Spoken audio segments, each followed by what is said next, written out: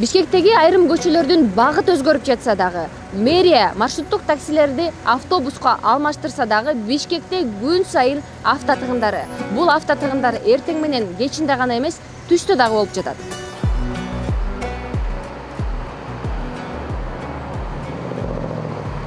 Шаар ичинде жүргөн транспорттардын саны бүгүнкү күндө эбегейсиз көп. Ошондуктан жана жолго сыйымдуулугу аз болуп, унаалардын тыгыны пайда болуп атат. Бул бүгүнкү күндө ошо Бишкек шаарынын мэриясы менен биргеликте ошол жол тыгындарын жоюу боюнча толтура иштерди алып барып жатабыз. Мына өзүңүздөр көргөндөй, жакында эле мынакей жолдорду багы кеңейтүү иштери жүрүп жатат. Азыркы тил менен айтканда акылдуу светофорлор коюлуп атат. Мына шаар ичинде буюрса жакында 10 перекресткө коюлуп, азыркы учурда пилоттук долбоордо иштеп атат. Бул долбоор жылдын аягына чейин 350 жол кесилишине коюу пландалып атат.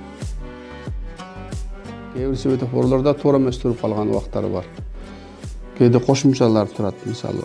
Кошумча туруп калган болсо, жолдун кесилишине токтойсуз. Умный светофорду транспорттук потокко карата ошол жөнгө салат да.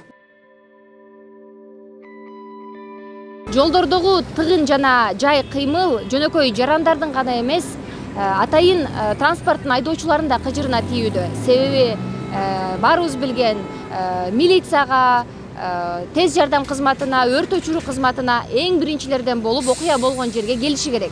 Бул маселени кантип чечебиз? Светофордон светофорго келип токтойбуз да, токтогондо канчалаган транспорттук каражаттар келип токтойт. Башка өнүккөн мамлекеттерде жол тыгындары эч жок, 5 катар, 6 катар транспорттук потоктор жүрөт. А жерде жолдун кесилиши жок.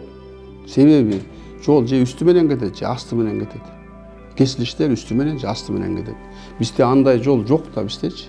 Жолдун бир багыттуу кыймылына өтүп атабыз. Бүгүнкү күндө шаар ичинде 8 көчө боюнча бир кыймылдуу өтүп атат. Эки багыттуу болгондо дагы жарандар багы унаалардын эки капталына токтотуп салып, ортодо эки машина өтө албаган учурлары болуп, биздин шаар ичинде бир багыттуу жолдорду көбөйтүп, ошол автоунаалардын өтүмдүүлүгү жеңилдеп. Направление 6 көчөнүкүн алмаштырышпадыбы, односторонний кылып?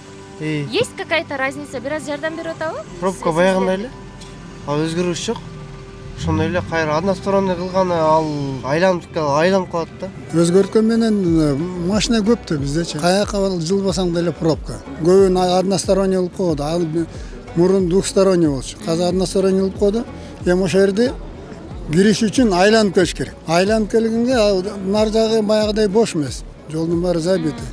Ошого эле убакыт кетип калат негизи. Жол тыгындары оңолбойт барыбырчы. Себеби бизде жолдун кесилиши канчалык көп боло турган болсо, светофорлор ошого карата тыгындар көп болот. Кесилиштерде светофор койбой, түз кое бериш керектер. Андан кийин бир багытта кое берсе болот. Мисалы Москвада МКАД дейт. Бир эле багытта кетет. Жардам деле жок болду, ошондой эле пробка эле азайтыш керек. Негизи саат 4-төн кийин чыгып, саат 6-га чейин мисалы үчүн пробкада жетишкен жериңе мисалы үчүн жетип барар жериңе жетишпей каласың. Пробка азайбайт да, катта азайбаган машина көбөйт эле. Азайгандан. Разница деле жок мурункудай. Односторонний кылбады, жана бир полоса калчу белинка, бакамбайте, ашы. Мурункуда эле разница жок, билинбейт. Жолду жакшыртып, жолду чоңойтуш керек го дейм. Светофорлорду жакшылап оңдоп карап койсо. Билбейм кандай жол эрежесин мындай жакшылап ойлонуп туруп анан жасашпаса.